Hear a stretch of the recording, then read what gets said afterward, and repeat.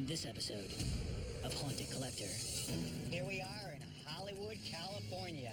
Orson Welles lived in the house while he was rapping Citizen Kane. And all of a sudden the deadbolt opened, and I was scared to death.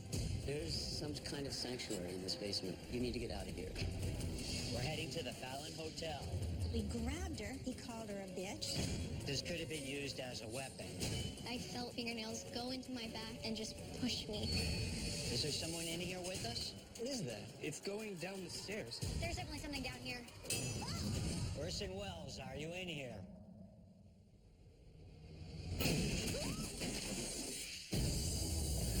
My name is John Zaffis. For over 40 years, I've been helping people with their paranormal problems. I found that spirits can attach themselves to objects and make life a living hell. That's where my team comes in. My son, Chris. My daughter, Amy. Brian, my tech guy. Jason, my researcher. And Jesslyn, my investigator. My job? What is that? Don't touch that thing. Find the haunted item and remove it. Because I am the Haunted Collector.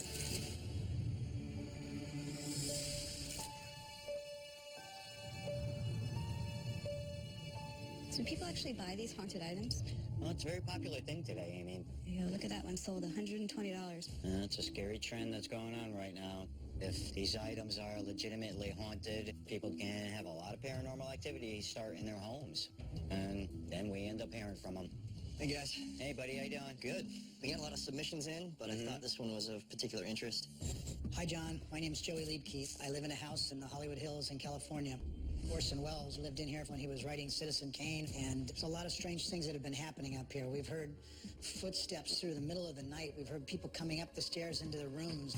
I've been seeing kind of a shadowy figure of seems like it's a man in a suit, but it usually moves away and goes down towards the basement area. If I can't figure out what's going on and solve this, I'm going to have to sell my property, and it's not something I want to do. It's my dream home. Okay, Amy, Jason, why don't you get a hold of everybody? Let's get packed up and let's head out there. Cool. All right.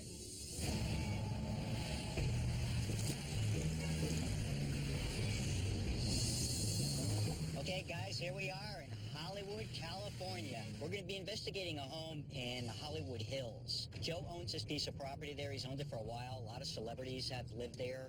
These are major stars, guys. Sidney Toller is famous for playing the detective Charlie Chan. And the famous singer-songwriter Paul Williams also lived in the house. During the 40s, Orson Welles lived in the house while he was rapping Citizen Kane. One of the reasons that Orson Welles picked that house to move into is because of its secluded nature. He figured the isolation would be beneficial.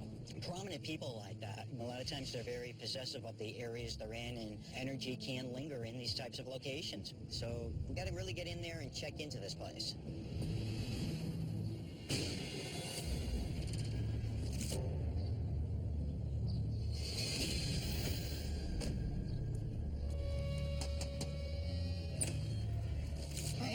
Jen Zaffis. Pleasure. My daughter, Amy. Hi, Amy. How you doing? Good. Thank you so much. Come on in. Okay. So I've lived here for about 9 years now, and I've had some really crazy events that have happened to me personally. I myself have seen kind of a light figure that moves around in the house, and it looks like a silhouette of a man that may be in a suit or something. It's usually when I'm following it, I get a cold feeling, and it slows me down, and I freeze up, and it gets very uncomfortable to pursue it. I see there's a lot of things you have here in the house. Where have you picked up some of these things? Well, a lot of the stuff, believe it or not, I found in the basement. It was a little bit of a playground just to go through all the old historical things that I found down there, old movie posters, things like that. One of the crazy things we have here is this blow dart gun. Well, it definitely looks original to me. You have to remember the intent and purpose behind those darts is to kill. Right. So can some negative energy remain with it? It's a good possibility. So this is our game room and bar area. First night that we're actually here, I had two buddies of mine that were up here. We set up the TV and we were watching the movie Citizen Kane because it was Orson Welles' place. And out of nowhere, the TV started to flicker.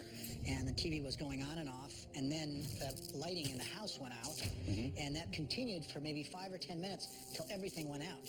The entire house had gone black. Did you end up calling in an electrician? The next day when I got up, all the power was back on again. This bust actually I found in the basement, and I wasn't sure who it was of. I thought at first it was Orson Welles, but it turns out it's Sidney Toler. When you brought that upstairs, did you find that activity increased after that? Yeah, once we put this up here, we could hear footsteps through this room up towards the stairway. Well, that's a very personal item if you think about it, to make a bust of an individual, and then it got left behind like that. But you bringing it up, setting it up in the house, it could cause things to actually start to happen on a paranormal level. Wow. Do you know of anybody else that has had paranormal experiences in this house? Paul Williams, the singer-songwriter who I bought the house from, had some really crazy experiences up here.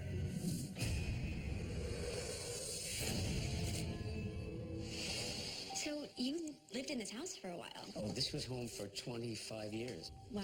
Tell me a little bit about the experiences that you've had here in the house. There was one incident involving a maid call button. The maid call button was disconnected, but at least twice. My wife, Katie, and I were in the kitchen. The maid call button went off. We go, that's weird.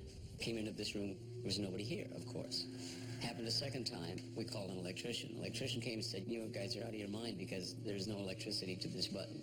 This has been disconnected. And while the electrician was in the house, walking out of the kitchen, it went, and he turned around and looked at it. He said, you know what, this is above my level of expertise. You're on your own. And he left. Wow. So you never felt like anything was here to harm you? This was like a creative nest for me. In the basement, however, I would feel an energy that said, like, you need to get out of here. It just felt like there's some kind of sanctuary in this basement. Leave things as they are. This is the master bedroom. The first night when I came up here, I started to hear steps. I went to the door, went downstairs, and yelled to see if anybody was here. Nobody was here. I came back and deadbolted the door. Then I heard what I thought were footsteps up the stairs. So I got very scared. I reached over to the side of the bed and I grabbed the fire iron because I thought I was going to have a confrontation with something. Then all of a sudden the deadbolt, ka-chink, opened. I froze, waiting, and I was scared to death. And when I went to the door, it wasn't unlocked. To be honest, I don't feel comfortable here. These things occur frequently enough that it makes me scared to sleep here at night. So I want to figure out what it is and be rid of it. All right, Joe, we're going to get the team in here. We'll be in here for a couple of nights investigating to see what we can find out. Great. All right, thanks for having us Thank you in. so much. I appreciate it. Thank you. It's not often we get called into a home where famous people have lived. But what I'm really interested in is finding out, is there really paranormal activity, or is it just a ghost story?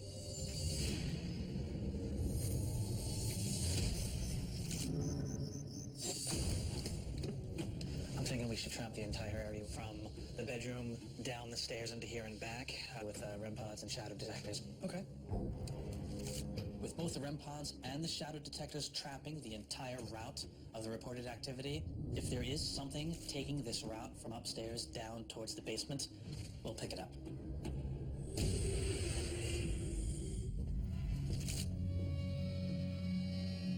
Let's check out all the things in this room. All right. I'm not getting any readings. So far, no. It's been pretty steady. Hide in here.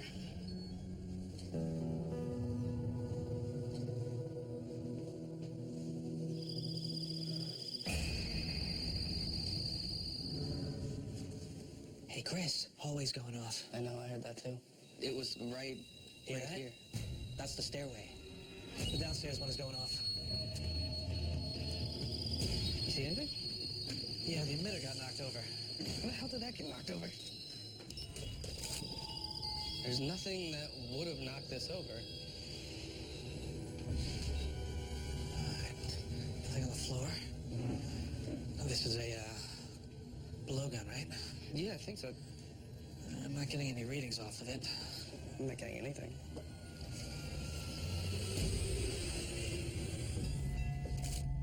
All right, Jess, they dug this old bust here of Sidney Toler up in the basement. That's so bizarre. We're not getting any readings whatsoever. Let's try a few EVPs over here. All right. Can you tell us your name? Orson Welles, are you in here?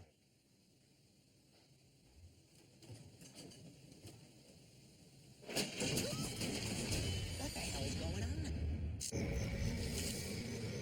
Orson Welles, are you in here?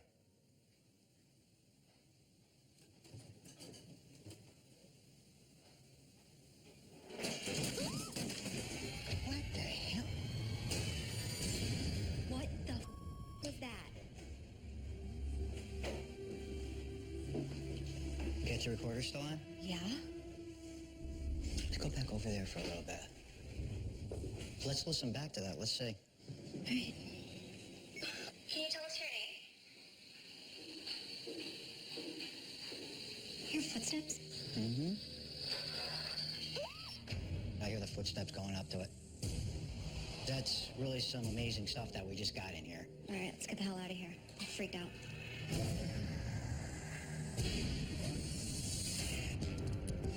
Jason and I are going to meet with Scott. He's a Hollywood historian who knows a lot about the lives and deaths of celebrities.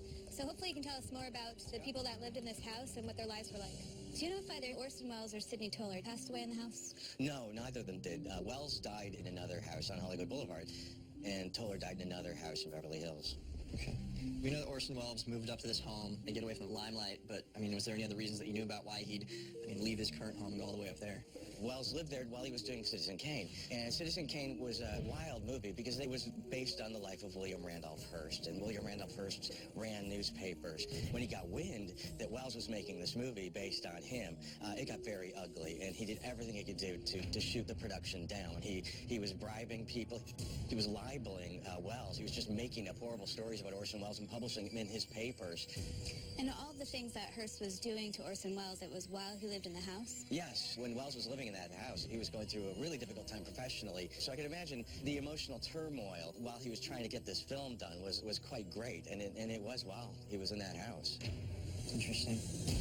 Amy found out that when Orson Welles did stay here for 2 years, this was a very stressful time in his life. And we know that there's a connection between stress and the paranormal. I think I want to focus in a little bit more on that tonight. Chris, Brian, and Jason will concentrate on the master bedroom. I will man the monitors. And Jess will investigate the basement where many of the items were found.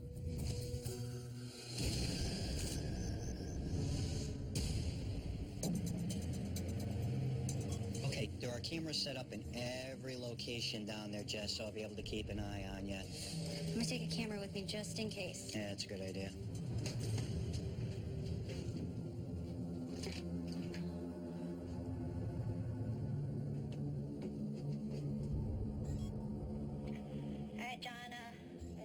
I'm going to start on this front side. It looks like there's a little bit more room. Can you see me? Yep, just be careful because there's all kinds of stuff down there. There's just random stuff everywhere. So let's spread out, see what we can record. All right. I'm just going to film you guys with the thermal just in case anything does. Okay. Is there anybody here with us right now? Can you tell us how you died?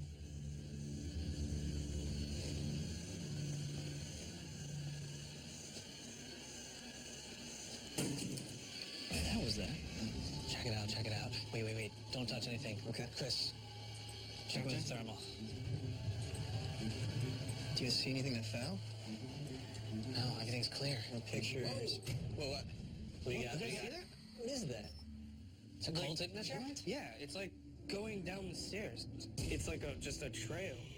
What the? Follow wherever it leads. Is it still going? Yeah. Basically where Brian is standing is pretty much where it ended. Right here's where it stops. Okay. Just on this landing. What's down here? Is this just a closet? This leads down to the basement. But it ended right here at the stairs? And right there.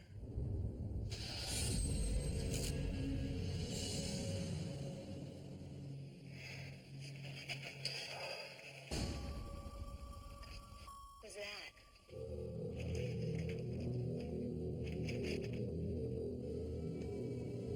Are you hearing something over in that area? We're not sure, but it was definitely down here.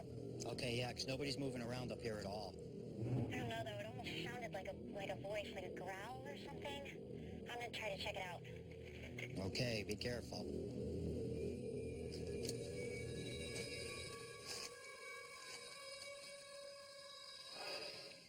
Okay, there's definitely something down here. It freaked me out. There's something breathing. Okay, just try to hang loose for a little bit because I keep watching the monitors. I'm not seeing too much happening, Jess. I'm telling you, something is breathing down here. It's like... Can you see where I'm shining my light? That's where I'm hearing it come from. Okay, yeah, I can see it on the monitor. Just be careful of those wires, but... Move a little farther over there. Check it out. All right, It's hard. It's really tight. All right, just be careful. Oh my God. You okay? No matter. Yeah. Oh my God. You okay?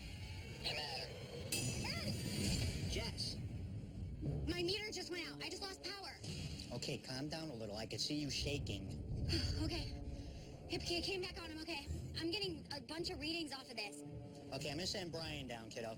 Okay. Okay, I see ya. Yeah. All right.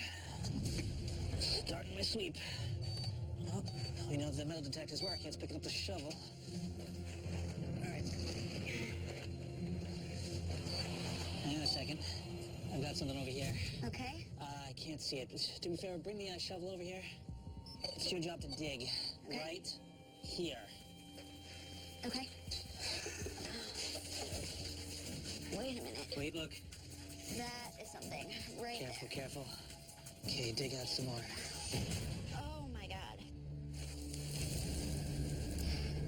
Oh wow. Whoa. Whoa, whoa, whoa, hang on a second. Ooh. Wow. Piano accompaniment. It's music. Let's get this up to John. Take a look. Oh, man. It's really old sheet music. Oh, wow. Okay. That's interesting. I have to get together with somebody tomorrow and see what they could tell me about this. And hopefully I can figure out how this is all tying in.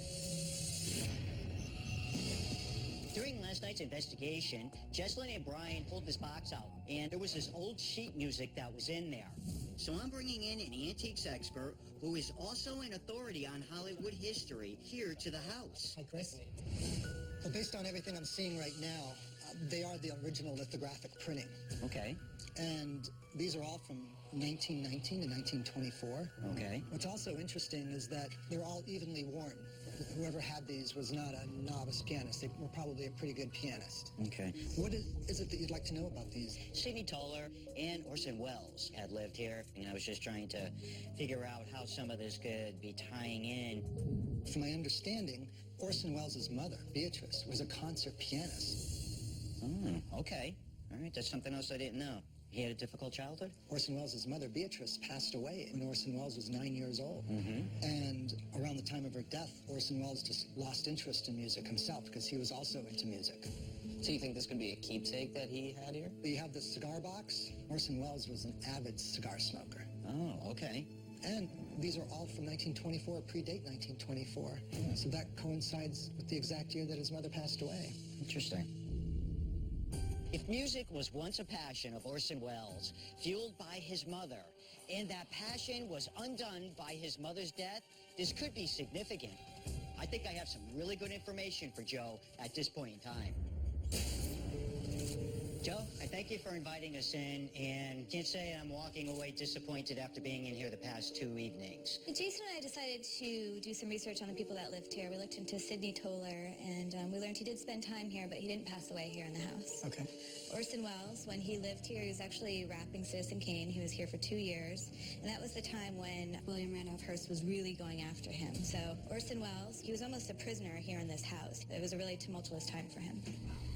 Right now, I'd like to show you a couple of pieces of evidence that we captured with our thermal imager. Okay.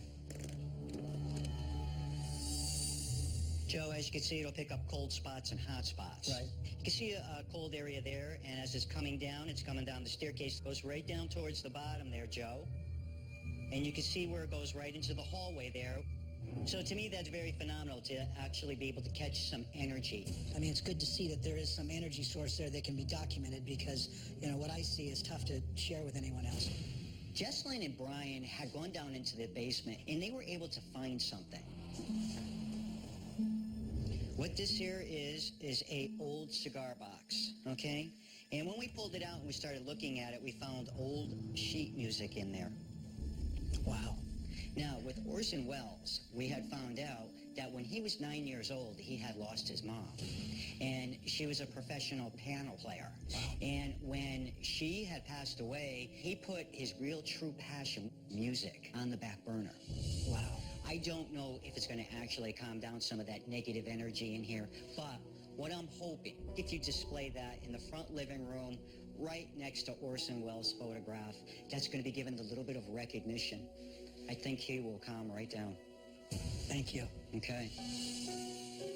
The creative spirit can be a driving force not only in life, but also in the afterlife. If Orson Welles, the master filmmaker, also had a passion for music, I hope by acknowledging this, his spirit can finally move on.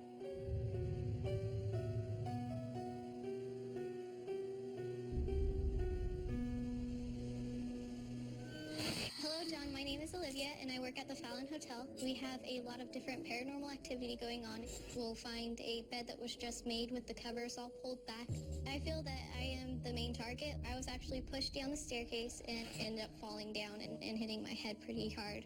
John, I really hope you can come out and give us some answers. I don't think I'll be able to be even brave enough to work here anymore in fear of I'm going to end up hurt.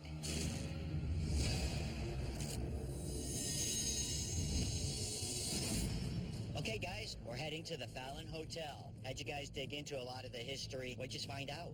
Columbia is one of America's original gold mines. People pretty much flocked here from all around the world in 1850 to mine for gold, and the area produced $87 million in gold at 1860s prices. Wow. Crazy, huh? Columbia is the most well-preserved gold rush town in all of America. And there's reenactments. It's a really rare little town. It's kind of like we're going back in time. And anytime you do reenactments, just like with the battlefields, people have major experiences. One of the theories we apply to that is there's no time in the spirit realm. It might feel like they're still there.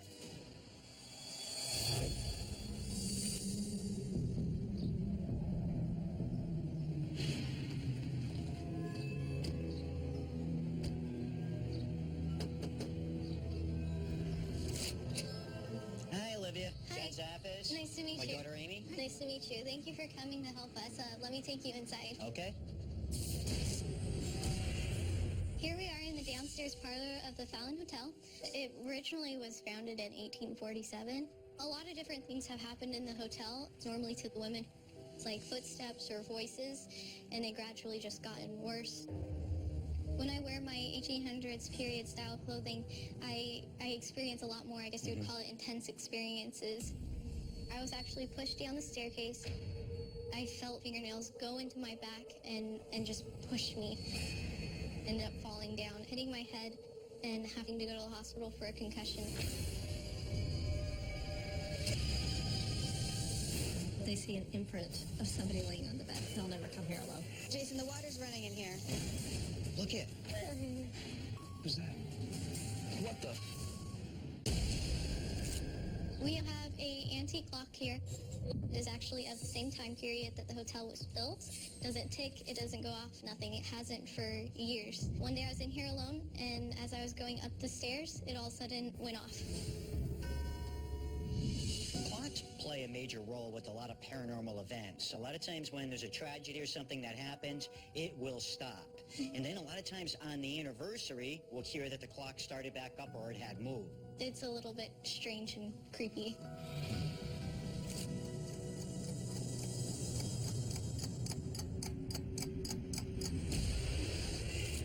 This is the upper parlor room. It connects all the different rooms together. A lot of things will be moved around when we know that everything is where it should be. We'll come back not even an hour later and it'll be displaced and there's no explanation to it. I'm definitely not the only female that has experienced things in the hotel. Jackie, the proprietor, has experienced things herself. Any activity that seems odd or disturbing? Sometimes we're completely closed down and I'll come in and the water's running. No human beings in the building, but physically they handle the current. Is there anything that you get from guests, a lot of reports that you're hearing over and over again? I have had people say that they see an imprint of somebody laying on the bed. Nobody was sleeping in it, but there's an imprint. That was one of the most frightening experiences for me.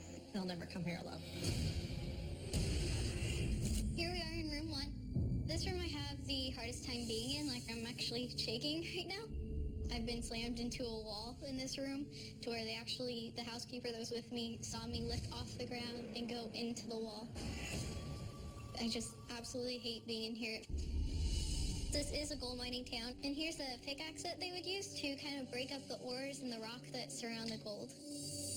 Now, we know those were rough times back then, and people really had to defend themselves, especially their claims. It could have been used as a weapon, and definitely some of that negative energy could remain with this. Olivia, we're going to get the team in here, and we're going to see what we can figure out for you. All right, thank you. Okay? All righty. Olivia has a lot of claims of paranormal activity, and Olivia herself feels like she's being targeted. So we need to find out what is going on in here before more people get hurt. Now, what's with the clock? She's heard this clock go off. It hasn't run in a while, but every now and then it'll go off. It'll chime. You getting anything off of him, Bri? No, no readings. There you go. Yeah, you hear it? Started it up. There's a pendulum down here. Just do me a favor, just go grab the vibration now. All right, since the vibration has to enact on the clock, I'm gonna put on the clock, and then we're just gonna try to make this go off. Okay. That wasn't hard. Go a little further from where you are. Yeah, that's good. That worked. It's pretty safe to say this isn't paranormal. This is just simple physics, vibrations. Let's try an EVP session. Sounds good. Can you tell us your name? How come you're pushing people around? Are you the one that's bothering Olivia?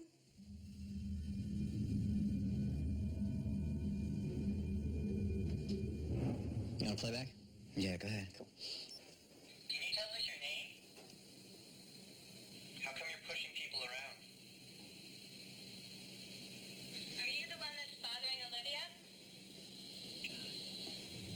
Hear it? No, what'd you hear? Go ahead, play back. Are you the one that's bothering Olivia? Okay, I heard it that time. I don't know, dude. That sounds like John to me. I don't know what that means or how that's tying in with anything. All right, definitely get that checked out tomorrow. We should get Amy set up, and then I'll take off and leave you two in here. Cool. All right? Sounds Okay, good. let's go.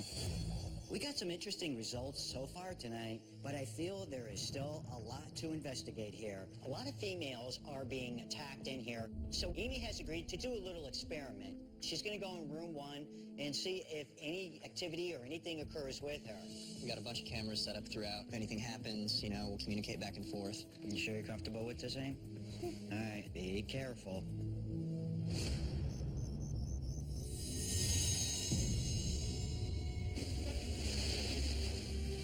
I'm in room 1. This is where Olivia experiences a lot of activity.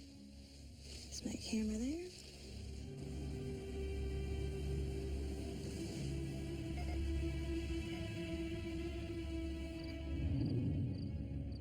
Doing okay up there, Ames? So far, so good. Cool, cool.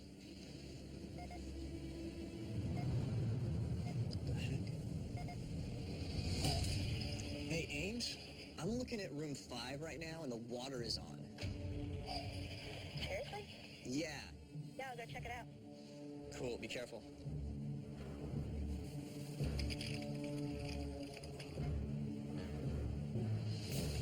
Wait, it is on. I think. I hear it.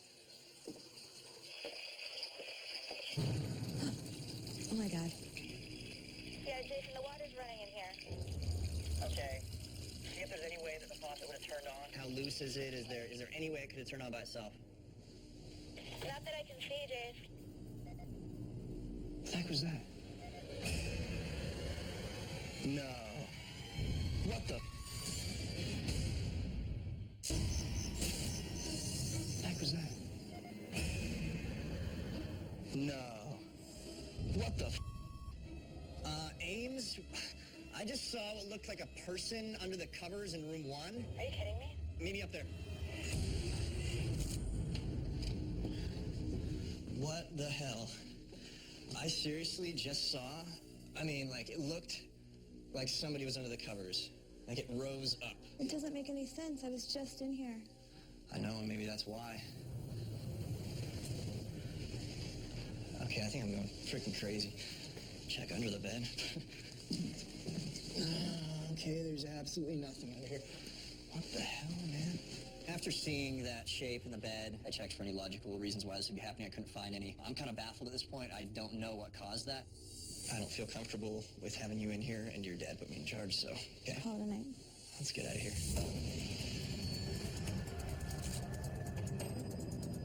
Hey, guys.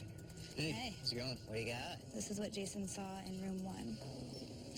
Look at the bed right here. Damn. Is it moving? Yeah. You were able to go check and see what was underneath it, if anything? We went straight up there, pulled the covers back, nothing there. I mean, I even looked under the bed, nothing there. Wow. Okay. I'm going to bring Olivia in tonight. I want to try a couple of experiments. I'm still trying to figure a few things out here. We still have a lot of questions on this case, but after seeing that overnight footage, I feel there is definitely some kind of presence here at the hotel. I think it's important to jump right into our second night investigation. Chris, Jess, and Jason will check out room 5 on the second floor. Brian will man the monitors, and Olivia and I will investigate room 1.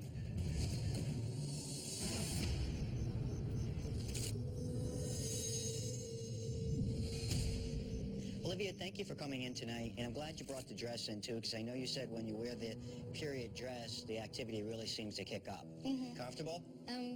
Comfortable enough, I guess. Okay, let's head up.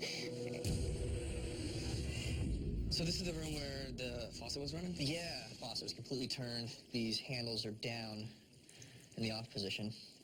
So something would have to lift it up against gravity.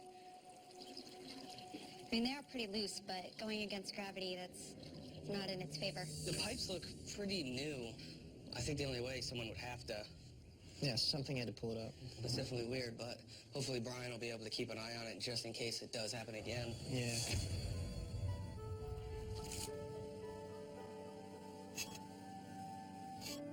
I think what we're going to try and do is just put this on the bed and let's see what happens. I'm just going to set up the K2 meter. It's a little meter, and the lights will fluctuate if anything comes in the room. I'm going to throw out a couple of questions, and you could throw out a couple of questions, okay? All right. Can you tell me what your name is?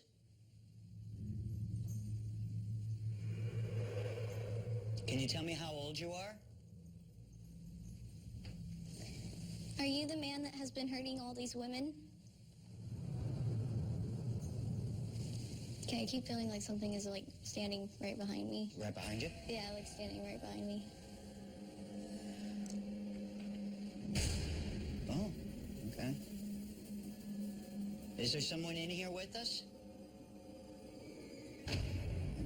Going crazy. Look at that right in front of you. Look at that. Okay, like I have chills everywhere. This is Jason, Jesselyn, and Chris in room 5. Can you tell us your name? Were you the one that turned on the faucet last night? Is your name John? Feels like I'm being touched. Where do you feel like you're being touched? Right here. Right there, because your hair is sticking up. I don't know if it's just static electricity. Right on there. Yeah. It's doing it again. I can see your hair moving. Okay. Is there a breeze in here? Stand up. It's not a breeze. Okay, that's really weird, actually, because I could see your hair moving.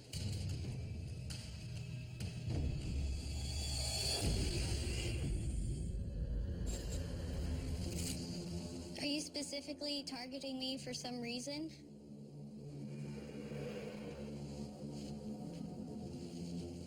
Do I look like someone you used to know? Saying yes. Wow.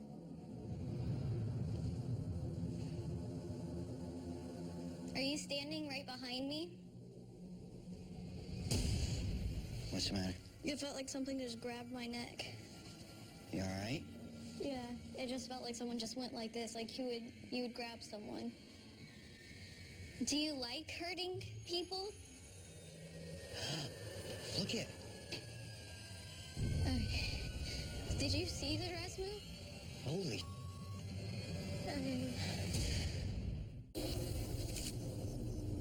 Do you like hurting people? Look it. Did you see the dress move? Holy. How you doing, all right? I'm just really, really creeped out right now. I think you're getting super targeted, and I need to try to figure out why you.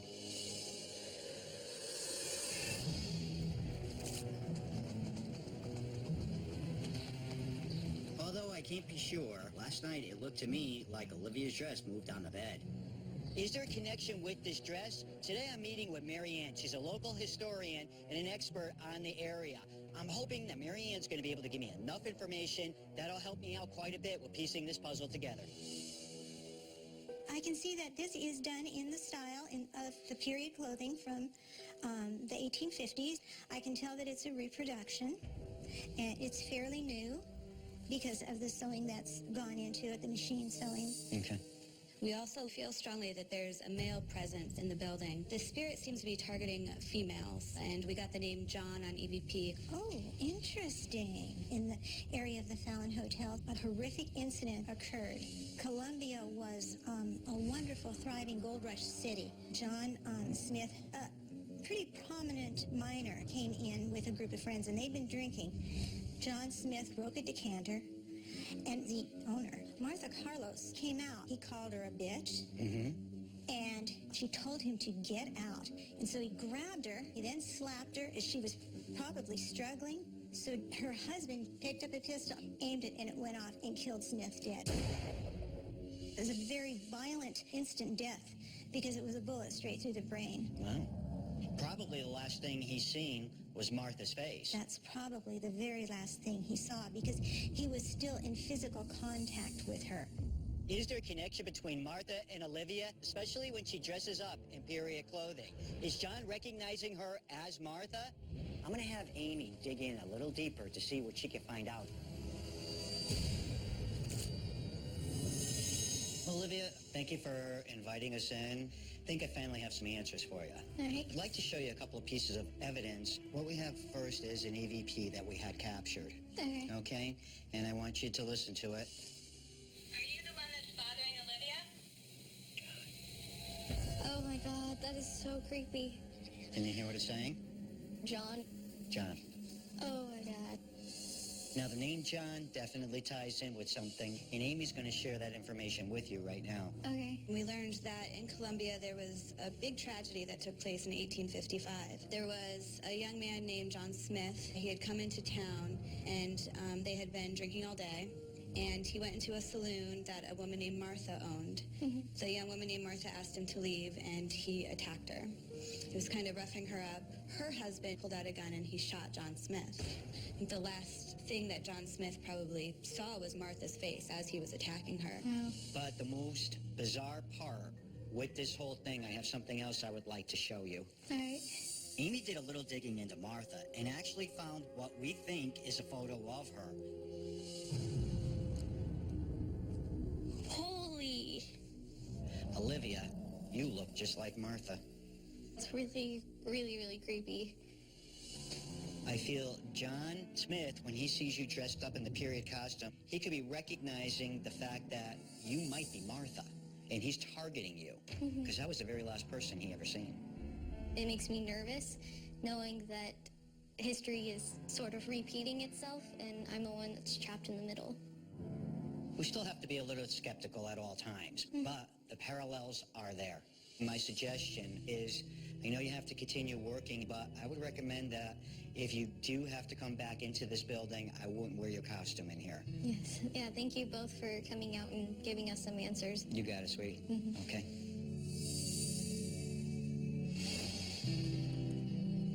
The passion and the emotion that we cling to in life can sometimes stay with us even after death. If the restless, angry spirit of John Smith is still lashing out, I hope he will now realize that he has no place in this world, and Olivia can finally break free of his grasp.